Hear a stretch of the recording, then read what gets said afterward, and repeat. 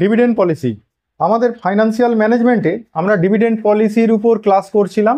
আমাদের এই সেশনে আমরা ডিভিডেন্ড পলিসির পুরোটা কভার দেব। তা প্রথমে আমি একটা ক্লাস করেছি, ওটাই আমরা ওয়াল্টার মডেলে ফর্মুলাটা দিয়েছি। ওয়াল্টার মডেলটা কি সেটা বলে দিয়েছি, কিভাবে ডিভিডেন্ড পলিসি মার্কেট প্রাইসের উপর এফেক্ট ফেলে সেগুলো বলেছি। আজকে কি করব, আজকে একটা প্রবলেম সলিউশন করে তোমাদের দেখাবো ওয়াল্টার মডেল দিয়ে। ওয়াল্টার মডেলে দেখি না আমি দুটো তিনটে প্রবলেম সলিউশন করে দিই, তারপরে আবার গর্ডন মডেলটা ধরবো, তারপরে এমএম মডেলটা ধরবো। প্রত্যেকটা মডেল একটা করে ফর্মুলা ডিসকাস করব, তারপরে কিন্তু প্রবলেম সলিউশন করব, তিনটে চারটে করে অঙ্ক করে দেবো। ঠিক আছে? তারপরেও প্রবলেম হলে আমাকে কিন্তু কমেন্ট বক্সে জানাবে। ঠিক আছে? আমি আরও ক্লাস দিয়ে দেবো। দেখো আজকে যে প্রবলেমটা তোমাদের স্ক্রিনে আসবে আমি পড়ে শুনিয়ে দিচ্ছি। এইরকম আছে, from the following information state whether the firm's dividend policy as per Walter's model is optimum. এখানে বলেছে আর্নিং অফ দ্য ফার্ম বলে দিয়েছে 1 lakh, dividend paid 75,000, number of share মার্কেটে আছে 50,000 শেয়ার, আর এখানে বলেছে পার শেয়ার ভ্যালু বলেছে ₹10, আর এখানে প্রাইস আর্নিং রেশিও বলেছে 8। এই বলা আছে, ওখান থেকে তোমার optimum dividend pay out ratio বের করতে হয়। তাহলে দেখো এখানে আমাদের আর্নিং অফ দ্য ফার্ম বলে দিয়েছে 1 লাখ, আর আমরা ডিভিডেন্ড দিচ্ছি 75,000, নাম্বার অফ শেয়ার আছে 50,000। তাহলে এখানে earning of the farm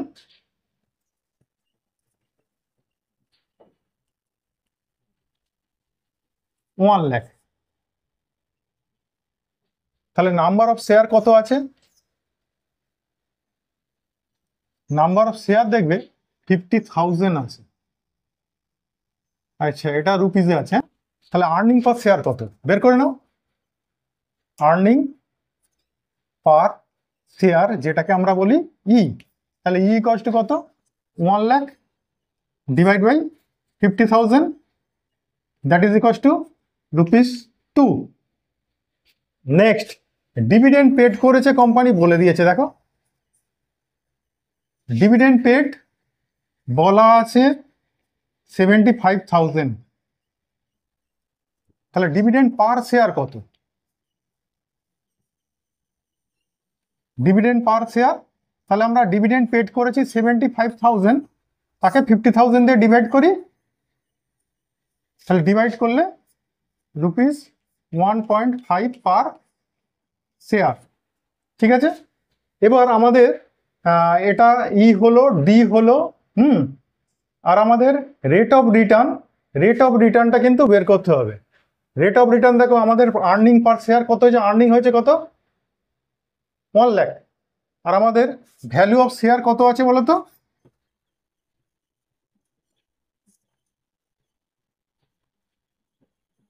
value of share কিন্তু বলে দিয়েছে ₹10। তাহলে টোটাল ভ্যালু কত? সরি, এটা পার শেয়ারে। তাহলে আমাদের নাম্বার অফ শেয়ার আছে কত? 50,000, তাহলে ভ্যালু অফ দ্য শেয়ার কত হবে? 5 লাখ। এবার 5 লাখে আমরা দেখো আর্নিং করেছি কত? 1 লাখ, তাহলে রেট অফ রিটার্ন কত? তাহলে রেট অফ রিটার্ন এখান থেকে বের করো। রেট অফ রিটার্ন আমাদের আর্নিং মানে total earnings by value of share into 100%। তাহলে আমাদের আর্নিং হয়েছিল কত? 1 লাখ, আর আমাদের শেয়ারের ভ্যালু কত? 5 লাখ ইন্টু 100 যদি করি আমরা পাচ্ছি এখান থেকে কত? 20%। এটাকেই বলবো আর। ঠিক আছে?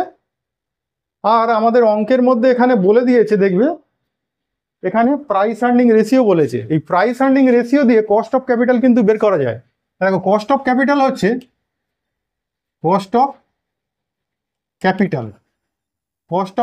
হচ্ছে 1 by price earning ratio, P ratio বললাম। হ্যাঁ, তাহলে 1 বাই প্রাইস আর্নিং রেশিও বলেছিল 8, তাহলে 1/8 করলে কত হবে দেখো তো? 0.125 কি? হ্যাঁ ঠিক আছে, 0.125, এটাকে বলা হয় কে। এইবার আমাদের এইখানে দেখছি আমাদের আর এর মান কত 20%, তাহলে 20% that means R equals to কত 0.2। তো তাহলে আর গ্রেটার দেন কে, তাহলে আর যদি গ্রেটার দেন কে হয় তাহলে সেখানে optimum dividend pay out ratio কত হওয়া উচিত, optimum dividend pay out ratio হওয়া উচিত 0, আর গ্রেটার দেন কে। দেখবে আমি ওয়াল্টার মডেলে বলেছিলাম এখানে হেয়ার আর গ্রেটার দেন কি আছে কে, দেয়ারফর অপটিমাম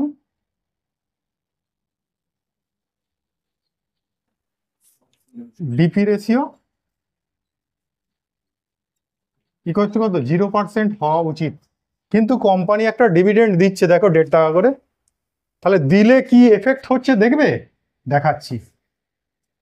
দেখো আমরা ওয়াল্টার মডেলকে যদি ফলো করি আমরা বলছি market price of the share P equal to আমরা বলি D plus R by K into E minus D by কি করবো কে, সেটাকে যদি ক্যালকুলেশন করো 1.5 টাকা করে তোমরা ডিভিডেন্ড দিয়েছো, আর হচ্ছে কত 0.2, কে হচ্ছে 0.125 ইন্টু আর্নিং পার শেয়ার ছিল 2 টাকা আর ডিভিডেন্ড দিয়েছো 1.5 টাকা করে, বাই কি করবো কে মানে 0.125। দেখো পি ইকুয়াল টু আমরা ওই ক্যালকুলেশনটা করব, ওই ক্যালকুলেশনটা আমরা এদিকটা করে নিচ্ছি।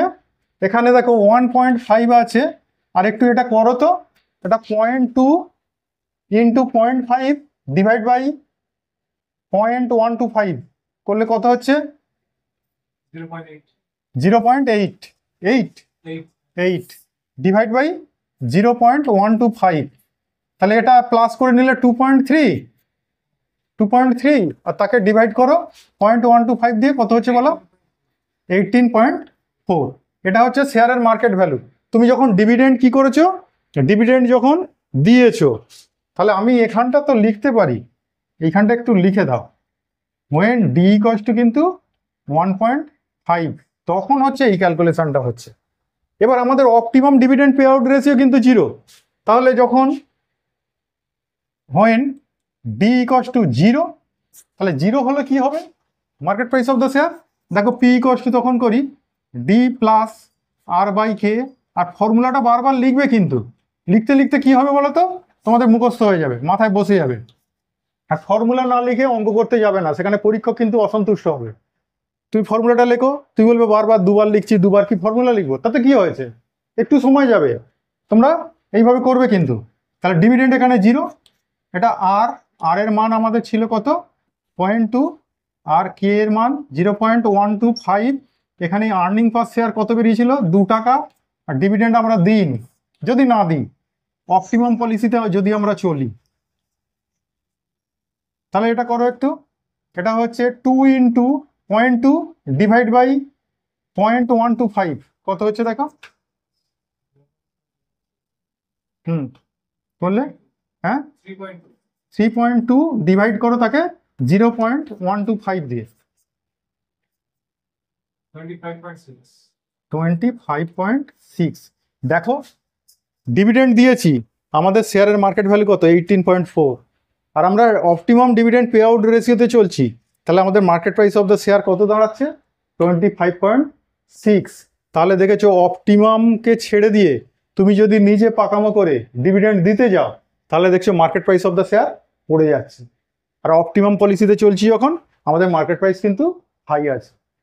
তাহলে এইভাবেই কিন্তু মডেলটা তৈরি করা হয়েছে, যে এই মডেলটা কিন্তু মার্কেটের উপর এফেক্ট ফেলে। তুমি বলবে এটা ফর্মুলেশনে আপনি হয়তো দেখাচ্ছেন, এটা হয়তো আমাদের ক্যালকুলেশনে এরকম, আমাদের এরকম বইয়ের মধ্যেই এটা কিতাবি ভাষা, এই কিতাবি ভাষায় আমরা মার্কেট প্রাইস পড়ে যাচ্ছে বা উঠে যাচ্ছে এটা দেখতে পাচ্ছি, কিন্তু আমরা মার্কেটে গিয়ে তা দেখতে পাচ্ছি না। এটা নয়, কিন্তু বললাম মার্কেটে অন্যান্য এফেক্ট যদি একেবারে পুরো কনস্ট্যান্ট থাকে তাহলে কিন্তু এফেক্ট পড়বেই, এবং এইরকমভাবে এফেক্ট পড়ে। সেখানে হয়তো ক্যালকুলেশনে বেরিয়েছে আমরা অপটিমামে চললে 25.6 আমাদের ডিভিডেন্ড পে মানে শেয়ারের ভ্যালু হবে, সেখানে হয়তো একটু এদিক ওদিক হতে পারে মার্কেটে, কিন্তু খুব বেশি এদিক ওদিক হবে না। সেইভাবেই কিন্তু ওই ফর্মুলাটা করা আছে। তাহলে এর উপর ডিপেন্ড করে আমাদের কিন্তু ডিসিশনগুলো নিতে হয়। তাহলে ওয়াল্টার মডেলের একটা প্রবলেম সলিউশন করে আজকে দেখালাম। আশা করি বোঝা যাবে, যেভাবে ডিসকাস করলাম তাতেও যদি বুঝতে অসুবিধা হয় তোমরা কিন্তু কমেন্ট বক্সে জানাবে, ঠিক আছে? আরও ভেঙে ভেঙে আমি আলোচনা করে দেবো। এর পরের দিন আবার একটা প্রবলেম সলিউশন করে দেখাবো। আজকের মতো এটুকু, টাটা। Yeah.